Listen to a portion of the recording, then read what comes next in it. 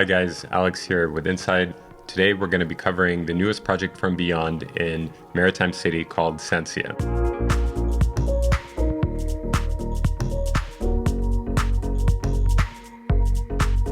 I've covered this master plan before in one of my prior videos about ORIs, which you can use the link above to see. This is the next iteration.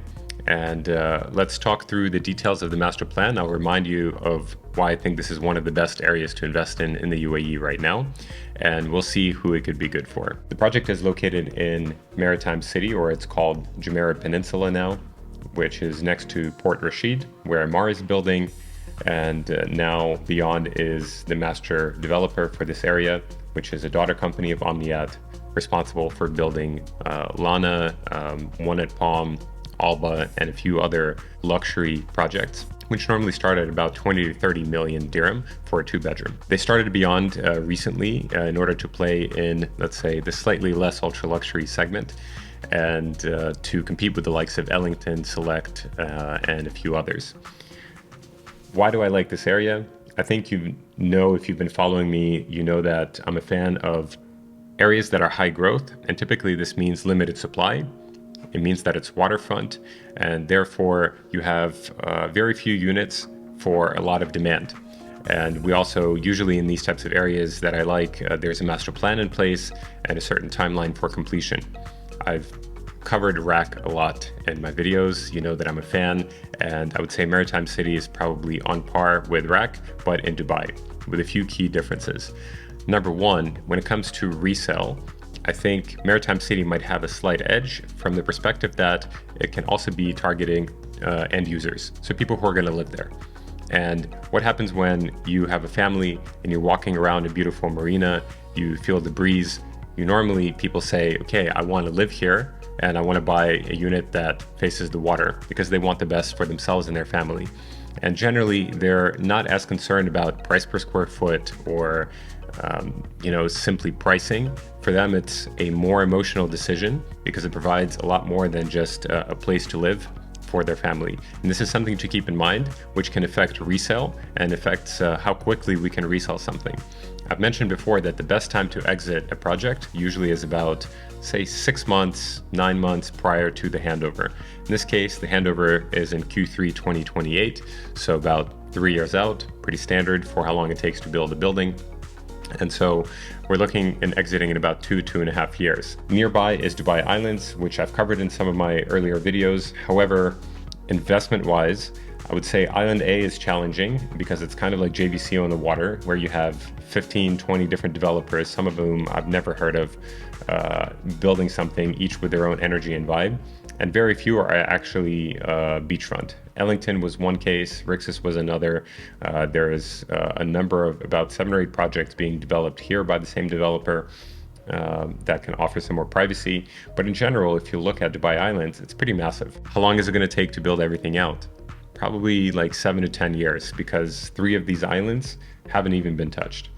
And so that's going to impact how quickly we can exit something, and why I think Maritime City is better for investment, because the entire area is slated to be complete by 2030, so 5 years from now, so fairly good. And we have a few different developers that started building here at the entrance earlier on, about a year and a half ago. We have Emaar building here. And in general, when we're looking at investments with my clients, we're not looking at Emaar, we're not looking at Demak or Shoba, generally because A, the payment plans are too aggressive for resale, because we're looking for generally 50-50 plans or better, or as close to as possible as you can get to that. And also generally, we look for the highest possible quality. Emaar is fantastic at building communities, but at this point, most of the buildings are going to be inland, and it's going to be tough to get a water view. And if you think through how we're going to rent your unit out, how we're going to resell it, and what's the mindset of the person who's going to be buying it from us, which unfortunately, most people just don't think about at the beginning. They just buy whatever is there. And then they have to exit at original price or close to it because the unit sits there and they can't sell it even when they want to. This is important to keep in mind. And so having an open view of the water and being ideally in a master community that's also a high level of quality and that's also prestigious and private is a surefire way to appreciation and quick resale. If we look at the master plan, which I also covered previously. We have Omniyat's Beyond building a number of buildings along the water as part of a single plan. They're planting 30,000 trees throughout the area to make it super green. You have a beach here on the end. You're going to have Omniyat building a Dorchester Hotel and Residences here, which will start at 20 million minimum. And as soon as that happens, you can understand that that brings a certain class of clientele, and that also brings the prices up for the entire area. And previously I covered Orise, which is sold out, and now they're launching Sensia, which is the third building right next to Orise. And what they did is they shifted the building 45 degrees. So where instead of facing with this wall, it's now the corner facing the water, and you have basically, this allows for more water views throughout. And because I've mentioned before, the industrial operations in the back are going to be moving to Port Jebel Ali. And we're going to have minimum like 3-5 floors, like minimal rise buildings, which means that the units facing the back are still going to have a nice water view. And even if you're watching this later, it's still possible for us to look for cancellations, and they're going to be releasing certain floors probably throughout the next maybe a week or two. So even if you're watching this a bit later, still possible, or we'll look for the next launch. When it comes to the tower itself, let's take a deeper look. This is what the tower looks like. They've got some nice rounded corners, which I like, and as you can expect, as it being part of this master plan, you have a beautiful infinity pool, you have a lot of greenery on the grounds. Here's what the interiors could look like. You have beautiful views of the water, and I think it will be quite an elegant building. I wanted to show you the amenities. We have an infinity pool here overlooking the water. We have a fitness center that's also I think it might be double or triple height ceiling, with space for yoga, for meditation, for cardio, lifting weights. You have an outdoor space, kids play area, barbecue zones, etc. And the key here will come down to who's able to get in at these prices, essentially. And what's interesting is when you have a phased master plan, which this is, you have maybe 6 or 7 releases throughout, where a developer will always increase prices by 5 to 10% every single release, which in this case is happening every 2 to 3 months. So because they still have maybe 4 or 5 more phases to go, the prices that were in Orise now increased by about 7 or 8%, and they will continue increasing every single time. And so by virtue of the developer increasing pricing, they're already setting the minimum, let's say they're setting the floor for our resale. Because when resale happens, essentially we want the developer to be out of inventory, or we sell at a lower price than the developer, which is what makes resales attractive to potential investors and end users. And in this case, I want to walk through the floor plan a little bit because there are some nuances. So you have typical and feature units. Typical will have this kind of small balcony, and then the feature will have a slightly bigger balcony. And you can see this play out in the 2 bedrooms as well. And so they're roughly the feature units are roughly every 3rd floor. This applies for, all the 2 bedrooms. And the 3 bedrooms is where it took me a little bit by surprise, because in Orise, a sea-facing 3-bedroom was about 5 million, 5.2 million dirham. Now they're closer to 7.2. Why? Well, because the size increased significantly to almost 2,200 to 2,700 square feet. And so, they go up to 2,700 almost, which is quite big. And at the same time, they have the best corner views. It's the unit that has completely open water view, which is somewhat rare in Dubai. If you look at the pricing, it's closer to, let's say, 3,000 to 3,500 per square foot. And basically, it's one of 2 options that investors have. Either say that that's expensive, and then they're going to be priced out of this market because prices are only going to go up here. Or they realize, okay, where's the price now versus relative to where it's going to go and why and how soon. And the best comparison we have is Emaar Beachfront, because here we also have a limited number of buildings, beachfront area, but it's also Emaar. I would think that Beyond and Omniyat are going to have a higher level of quality, to be honest, and materials. And also they're going to have a Dorchester residence and hotel in the neighborhood, which is going to bring the prices higher. But let's come back to Emaar Beachfront. So we have right now units that have an open view of the Palm are roughly around 6 million, sometimes 6.5 million dirham for a 2-bedroom. And so the price per square foot is between like 4,500 and 5,000 dirham per square foot in completed buildings already. And so if we compare this to the 3,500 that we have in Beyond's master plan, I think the math becomes quite clear. I think it's a higher end community, and I think it's easily going to go to 5,000 to 6,000, if not higher, per square foot, which is pretty standard for waterfront properties, of which there is a very short supply of in Dubai.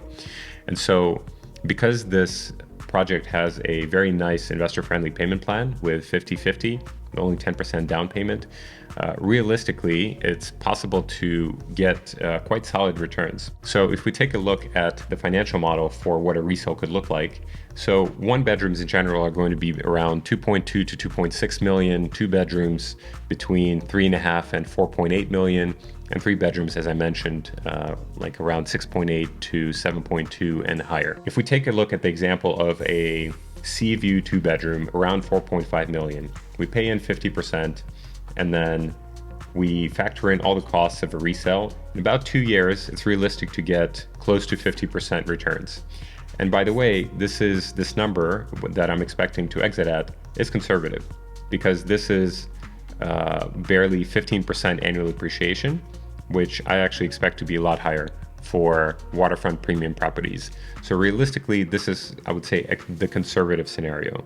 And I think it can go up to 80 to 100% return, because we can easily sell this, I think, between 6.5 and 7.5 million dirham on exit. Taking a step back, we recognize that there's a master community here, and it's being built by a single developer, which adds to the resale value. I think it will be a fantastic place to live for families, which is what makes it good for resale as well, because end users will want to live here. Rentals, probably not going to get you the yield that maybe RAC will or some other areas, simply because that's not the focus here. I think you'll get maybe between 5 and 7%, maybe 8, but it's not going to be anything crazy. Like in RAC, I think investors will be getting 10 to 15% rentals in some cases, if we choose strategically. The nice thing here is most of the units will have water views, so they're going to be easy to attract end users. And I think the appreciation will continue for the next 5-7 years. So even investors who want to come in about 3-4 years are still going to realize a return on their capital, even going forward after handover. So I would say this is mainly for people who want to either exit in 2 to 3 years, who are ready to hold it for 4 to 5 years and rent it out for a few years, or for those who want to live. So overall, I think a pretty versatile product. And here it's something to remember that when these launches happen, I keep reminding my clients and educating them over and over that the only way to get in is to submit an EOI or expression of interest, and then one of the hardest parts is actually getting a unit at launch. So for instance, in this case, after the bulk deals were done, there were roughly 230 units remaining, and there were over 900 EOIs for those 230 units. So it's almost for every unit, there was 4 people waiting in line to get it. And you have to recognize that this is the flip side of a high growth project. Decisions will have to be instant, because it's not the case where we can say, oh, look, give me 2 or 3 options and let's think about it. If you can't make snap decisions, you shouldn't invest in projects like this, because it's going to be too stressful, both for you as well as for me, as well as the developer. And we're just going to waste a lot of time and energy, and we're not going to end up getting anything. So here, the key is we do the prep work in advance. We understand the thesis. We know exactly the price range we're comfortable with, and we know that we're going to get one option. And we're lucky to get even that one option when you consider the numbers of EOIs versus units available. And at that moment, the only answer is yes. So if you're still not sure, if you want to, it's best not to go into projects like this. It's best to focus on some other areas, and that's also okay. But here, let's say those who are ready to make quick decisions, who are confident, are going to be the ones who see the returns. And those are going to be the people who get units. So far, I've gotten my clients every unit that they've wanted pretty much in any launch across developers. Why? Because it comes down to connections and who you know. And it's not a linear distribution, like anybody can walk in and get a unit. And usually it's closed door sales. And a lot of times by the time you hear about a project, it's already sold out. If you see advertisements for it, chances are maybe not the best project. Why? Because companies that don't need to spend advertising dollars to sell out don't do it. I kind of like to joke that Harvard and Rolls-Royce don't advertise. And so generally, it's why it's important to work with someone like myself, for instance, who understands the market, who's here to actually make sure that you make money on this. And I'd rather you not invest anything than buy a unit that is looking into another building that's going to be there either now or in 5 years from now, and then we can't exit it. So I would say the key here is to find a person that you trust, who has your back, who's actually genuinely interested in you making money, whether it's myself or whether it's someone else. And that's one. And then leverage and trust that person to make sure that they get the best unit possible. And then I'm going to work with you for the next 3, 5+ years to actually help you exit and make sure you make money. And that's how I end up working with my clients, is it's building a portfolio over time. And by the way, it's more and more common that with our investors, we're looking at BRAC, we're looking at Maritime City, at Jebel Ali for longer term investments, as well as Saadiyat for some strategic investments, where the starting price there is usually around 15 to 20 million at this point for the right unit, the right investment. So all in, yes, there's plenty of investment opportunities in Dubai. Are all of them good? No. I'll be the first person to say that, because there is levels of appreciation, and even within a single building, on the same floor, I've seen investors with a $30, $50 million portfolio and great projects, but the units that somebody sold them are pretty terrible, to be honest, because they're maybe looking into another building and it's very difficult to exit. So we end up having to sell close to OP, and still it's challenging. So this is just to show you that there's a lot of nuances beyond just, oh, look, it's a great project, let's buy a unit. And so I'd be happy to work with you on this. Just a quick recap. Sensia Beyond launching next phase of the master plan, next building coming in about 2 to 3 months. Prices for 2 bedrooms around 3.5 to 4.8 million. I remember that 2 and 3 bedrooms are usually the sweet spot for investments. There's no studios in these projects, which I'm a fan of because I don't like studios as an investment or as an end user. And so I think this could be a great place if you're looking to either start out your journey in Dubai or grow and expand your portfolio. I'd be happy to help you. Just reach out through the link above. Make sure you say it's for Alex, otherwise I'm not going to receive your message because it's a general corporate channel. And I'll be happy to see what your goals are and see how we can work together to optimize your portfolio, grow it over time, and build wealth for yourself and your family and future generations. So once again, thank you guys for watching, for leaving your comments. My name is Alex, and I'll see you next time.